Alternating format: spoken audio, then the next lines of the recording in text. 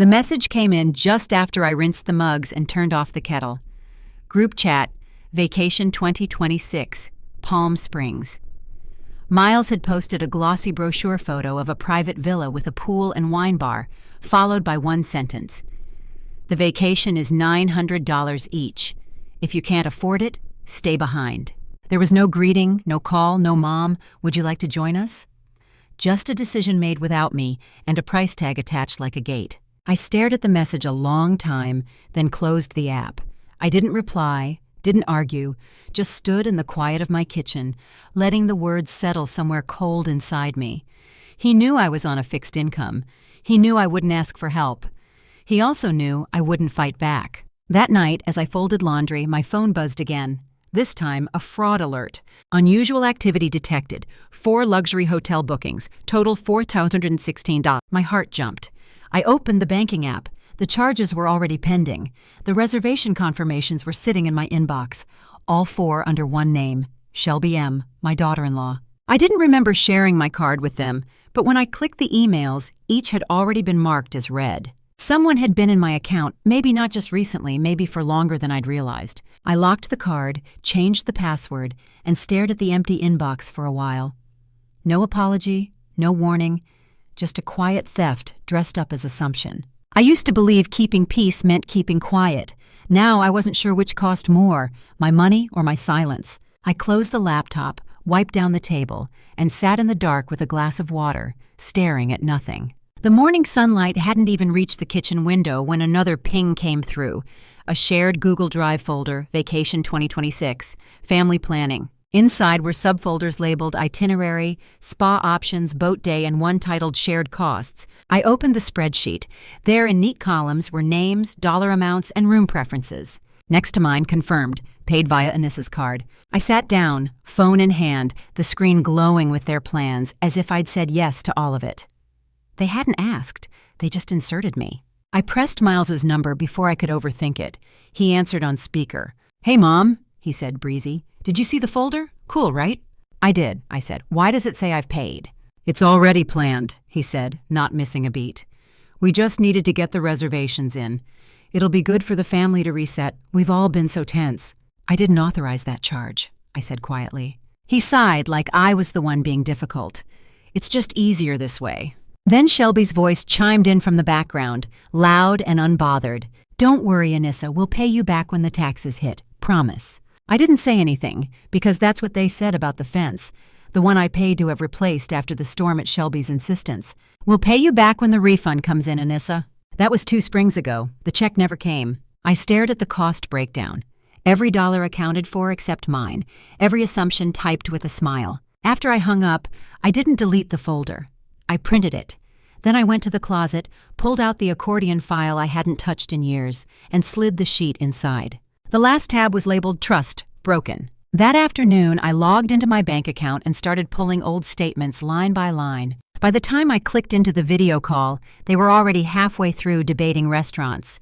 Shelby wanted something Instagram-worthy, while Miles argued for the one with the private chef package. Everyone else laughed along, offering opinions like money grew on the trees outside their windows. No one paused when I joined. No greetings, just Shelby saying, "Let's vote in the drive folder after this." "Okay." I waited a beat, then unmuted. "Can I ask something before we finalize anything?" Shelby's eyes flicked toward the screen. "Sure," she said too brightly. "I got a fraud alert yesterday," I said. 4 luxury bookings, my card." She tilted her head like she hadn't heard. "Right, that's just the hotel. It was a family decision." Across the screen, someone chuckled. Miles's cousin, maybe. "It's just money, right, Jen? It'll all come back around." I could feel the tightness crawling up my chest, the way it always had when someone else decided what I should give and how much of it. Still, I didn't raise my voice. I clicked a few keys, shared my screen, and pulled up the banking statement. "Here," I said, pointing to the highlighted charges. "That's the card I use for medical emergencies. I never agreed to this." The silence lasted just a moment before Shelby forced a laugh. "We assumed you'd want to contribute. You always do." There it was, the expectation I hadn't spoken against loudly enough all these years. I clicked out of the screen share. "That's not the point," I said, but no one was really listening anymore. The conversation had already shifted to swimsuit colors. I left the call without saying goodbye. No anger, just an odd kind of clarity. Afterward, I didn't make tea. I didn't do the dishes. I sat at the kitchen table, printed statements still in hand, and opened the manila folder from yesterday. Then I started pulling older receipts, familiar charges I had ignored before. This time, I didn't look away.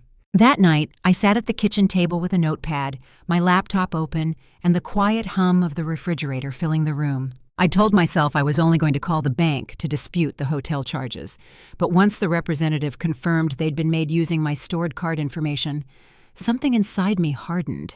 After the call, I turned on two-step verification for every account I had. Then I began scrolling through my statements month by month, line by line. The pattern appeared faster than I wanted to believe. A streaming service I'd never signed up for, a sushi restaurant in Portland, though I hadn't been there in years, a spa membership, Shelby's favorite chain, charged every other month under a name that wasn't quite mine.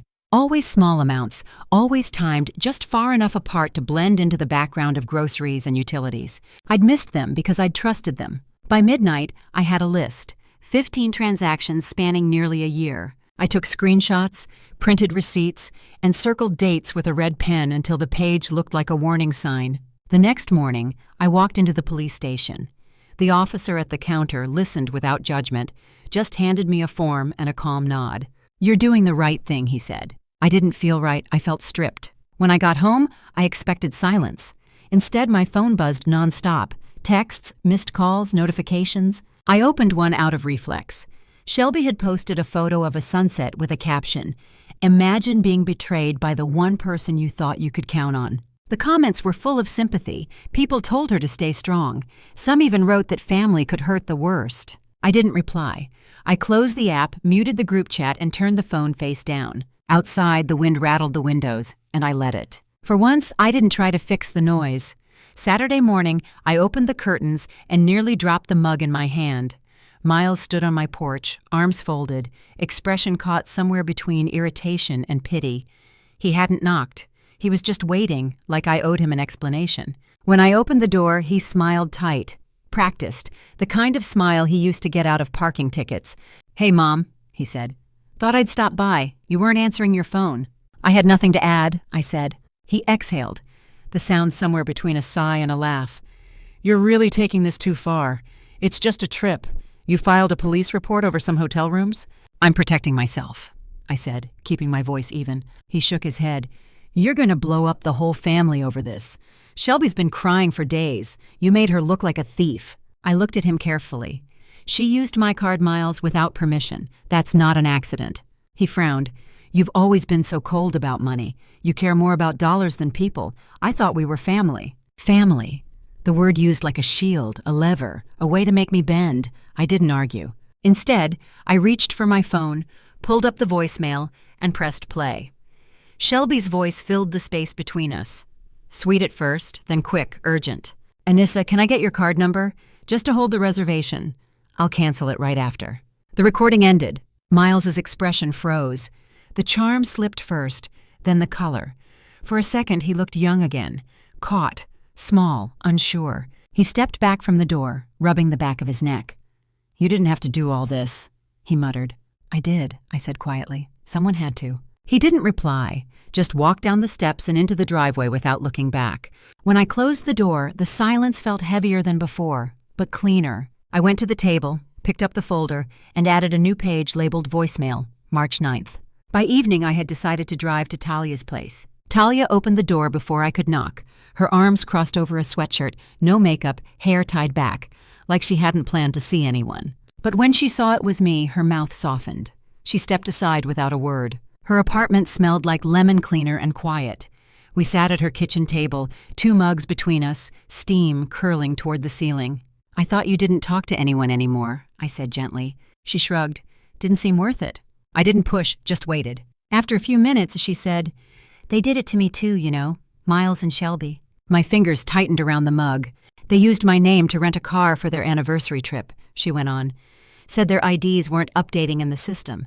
I only found out when the toll notices started piling up. $900 in late fees. I was 22. I let the silence stretch. Then the rest came like water through a cracked dam.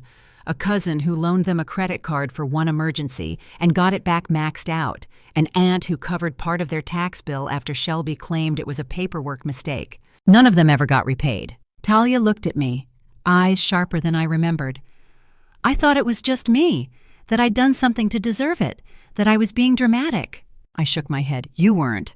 For the first time in weeks, I felt something close to certainty. Not comfort, not relief, but clarity. This wasn't about one hotel or one mistake. It was a system, one they had practiced, refined, and dressed up in family language. And I had just become the first person to say no without taking it back. I stayed until the sun dipped low behind the buildings, then hugged her at the door. It wasn't long or dramatic, just enough. Back at home, I opened the folder again and wrote across the top of a fresh page, "Pattern of conduct, known victims." The next call would come from my sister. My sister Janine offered her house.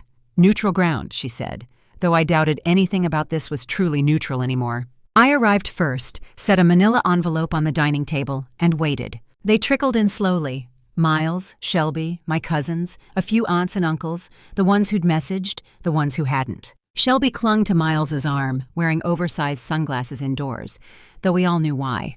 When everyone settled, Janine tried to ease the tension. Let's just talk it through calmly. Shelby didn't wait. She launched straight in. "We never meant to hurt anyone," she said, her voice trembling. "This has been a huge misunderstanding. Anissa never said we couldn't use the card. We just assumed." She looked around for sympathy. Miles stayed silent, staring at a spot on the table. He hadn't met my eyes since the voicemail. I said nothing, just reached into my bag, pulled out a stack of papers, and began handing them out. Each person received the same folder, screenshots of statements, email confirmations, and the transcript of Shelby's voicemail. A list of recurring charges, names attached. Nobody said a word. "I'm not here to fight," I said once the papers were in their hands. "I'm here to stop this." No one asked what this meant. They knew. Janine looked stricken, her lips pressed tight. One of my cousins shifted uncomfortably in her chair, flipping through the pages like they were legal documents. They weren't, but they could be. Shelby whispered something to Miles, but he didn't look up. I didn't raise my voice, didn't cry, didn't explain myself. I just stood, picked up my coat, and walked to the door. Nobody followed. Nobody tried to stop me. I didn't slam the door. I didn't offer closure. I left like someone who had finally reached the edge and stepped past it. The email from Miles arrived before sunrise. The subject line read simply, "You didn't have to do this." It was 3 pages long, part accusation, part confession. Words like selfish and cold were scattered between paragraphs about family unity and how disappointed Dad would be if he were still alive. At the end, he wrote that I'd humiliated him, that I'd turned the family against him and Shelby, that money had made me cruel. I read it twice, then archived it. By midweek, the fallout had spread. 2 cousins stopped answering my calls. One aunt blocked me on social media. Another sent a short text. "I'm sorry for how they treated you, but I can't get involved." A few relatives reached out privately. Quiet apologies, small messages sent late at night. I knew something was wrong for years. I just didn't want to believe it. Their words didn't make me angry. They just felt late. At my next appointment, Dr. Lang listened without interrupting. When I finished, she said, "People who benefit from your lack of boundaries will always call them betrayals when you finally draw them." It landed like truth. Simple, sharp, undeniable. That afternoon, I went to the bank. I opened a new account under a new institution, separate from everything the family had access to. I updated my will with a single added sentence.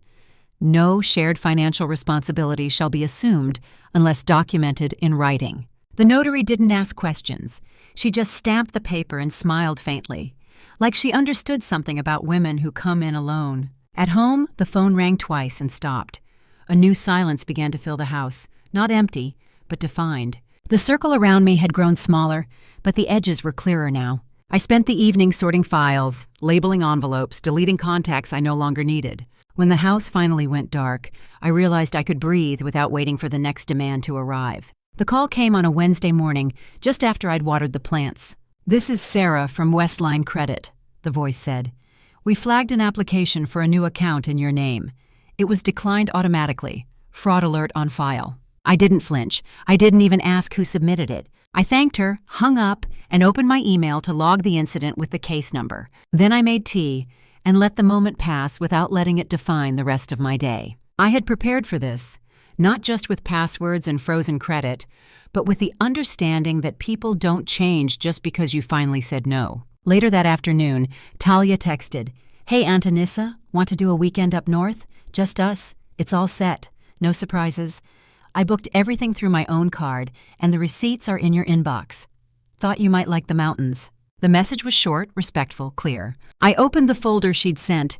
Neat PDFs, full transparency, no assumptions, no line for me to fill in. I said yes. On Saturday, I boarded the train with a single suitcase and a sweater I hadn't worn in years. No one called to ask where I was going or to ask for anything. Somewhere past the valley line, with trees slipping by and sunlight warming the window pane, I realized how quiet my mind had become. They had wanted my silence, but I chose to speak. They had wanted my money, but I chose myself. They had expected the same Anissa, the one who said yes to keep the room warm, the one who stayed at the table even when she hadn't been fed. But that Anissa was gone. Now there was only space, choice, and enough distance to see the pattern for what it was. Back home, I unpacked slowly. The train ride had left me calm in a way I couldn't quite name, like I had traveled farther than the distance on the map. After I put the kettle on, I took a small notepad from the drawer and wrote down 7 words in firm, steady script. My boundaries are not up for discussion. I pinned the note to the inside of my front door, just above the handle, where I'd see it every time I left and every time I came back. That evening was the monthly potluck for my credit counseling group. I'd never spoken before, just nodded, listened, passed the bread. But this time, when the conversation circled to the cost of saying yes, I cleared my throat. "I thought I was protecting the family," I said, hands resting in my lap. Every time I said yes, I thought I was keeping things together, that if I just covered the shortfall again, they'd feel safe, and I'd still be useful. Someone across the table gave a slow nod. "But I wasn't protecting anything," I continued.